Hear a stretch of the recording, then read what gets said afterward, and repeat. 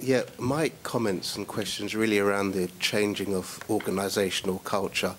I think one of the enablers of engagement that was mentioned before was about engaging managers who view their staff individually and advocate training, etc.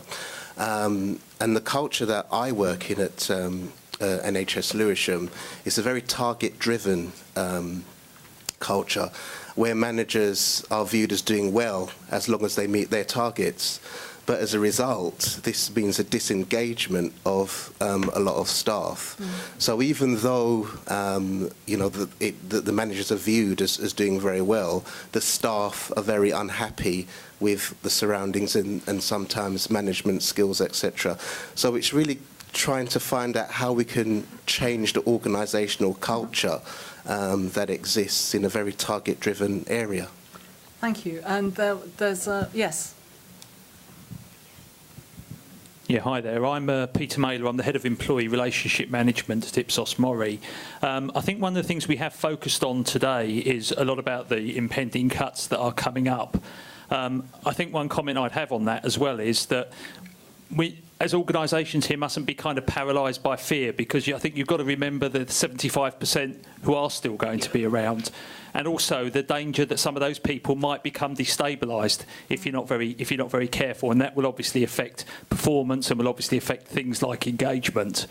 The other thing I'd mention as well is that being an organisation that works quite extensively with organisations in the public sector, is sometimes a lot of these employee surveys that we undertake do tend to focus purely on the internal things.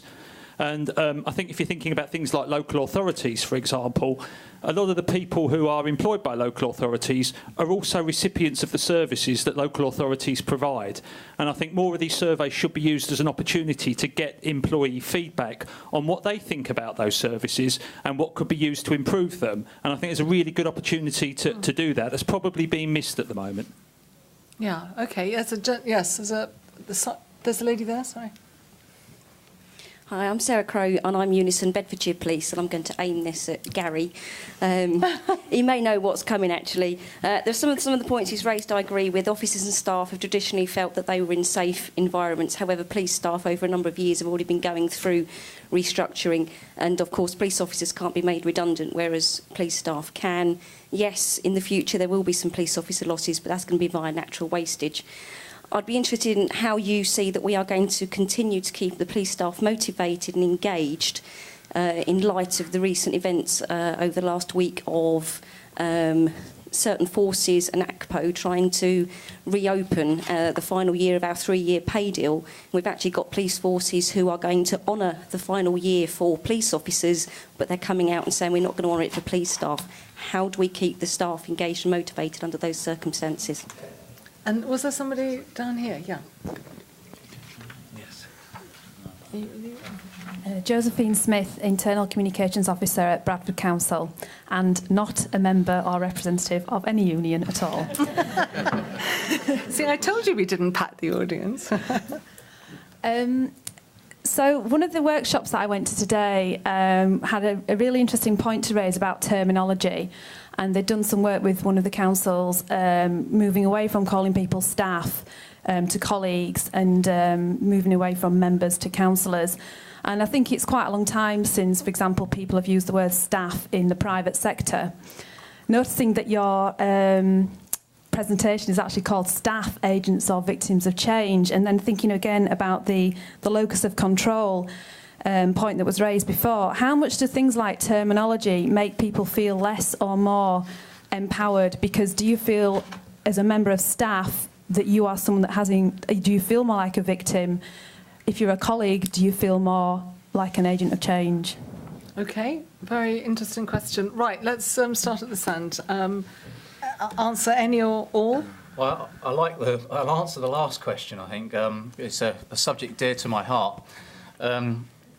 I'd never worked in the public sector until about 8 years ago in the UK, and I was frankly staggered by the amount of terms I came through. Probably the most frequent one was interim.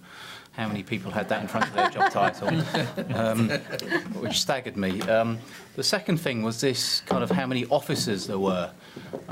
So obviously they're going to have, they feel probably empowered, but staff, officers, it struck me that it was a very hierarchical, bureaucratic type approach to this whole issue. And I think when you look around the world, job titles are a very good indication, but also informal rituals. I mean, I can take you back to BMW, where I worked in Germany, where walking along to the offices, you went from the 3 Series to the 5 Series to the 7 Series as you got closer to the door. There was one exception in Belgium, I remember in Duracell, when you got to the door, there was an old beat-up banger, Volkswagen, and I couldn't figure out why, and they said, oh, that's the Employee of the Month. You got a chance to park next to the front door when you're Employee of the Month. So people underestimate, you know, we hear all these fancy terms about, you know, engagement, and we're doing these satisfaction surveys, but I think there is a lot of baggage around informal rituals. And they're probably the toughest things to change. And I think starting with things like job titles, but if you start that now, I mean, people are going to ask, well, what are you doing? And I think going back to one of the earlier points, if you haven't engaged your workforce until now, and basically you're going to be up against it, I think changing job titles, etc., if it's part of an overall change process and it's one of many things that you're going to do and you're committed to it, then yes. But if it's a cosmetic change as a nice way out and you start addressing it, I think you're going to get a lot of backlash. Yeah, OK. Gary. OK, thank you. Well, I'd like to start with the last question, and I'll move neatly into the lady from UNICEF. I think you were Bedfordshire, Constabulary.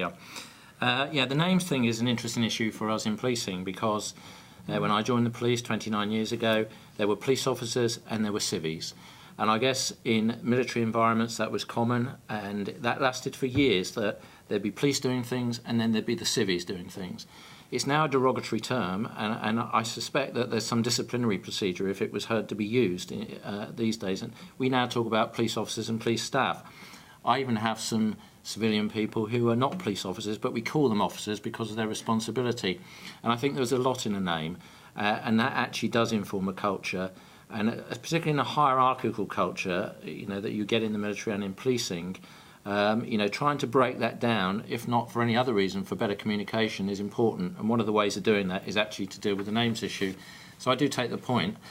The very detailed question that you asked about the 3-year pay deal. Well, I mean, a lot of this is about fairness. There is a 3-year pay deal. I think it's a real shame if, and I have to be careful because there'll be police colleagues out there who probably wouldn't want to hear this, but I think it's a real shame if some out there are trying to unpick that deal. That deal's there. I appreciate there's still got to be savings made, but at least there's something on which to base going forward. So, yeah, I think it is a shame. I mean, the reality, as you quite rightly pointed out in your question there, it's very difficult to get rid of police officers, but police staff are much easier to get rid of in that sense. Police officers are expensive. Police staff do things, you know, for less income. Much of what was done in policing, when I joined policing, I guess the ratio was something like 80–90% police officers, 10% support from civilian staff. Well, it's now 50–50 across the country. Civilian staff are doing things that police officers used to do, and of course that's a more effective way of policing. So yeah, very interesting times. And I sympathise for you, and I think you've just got to fight that position in the way I guess you suggested in your question. I'll just very quickly touch on the performance thing, because we've all faced, I guess, we hear about it in the medical world, but certainly in policing, we're often talking about performance targets. I think I would say, as much as we talk about it, it's a very different approach in terms of performance measurement in the public sector, my experience of policing, than it is in, say, the private sector, where it is about making money.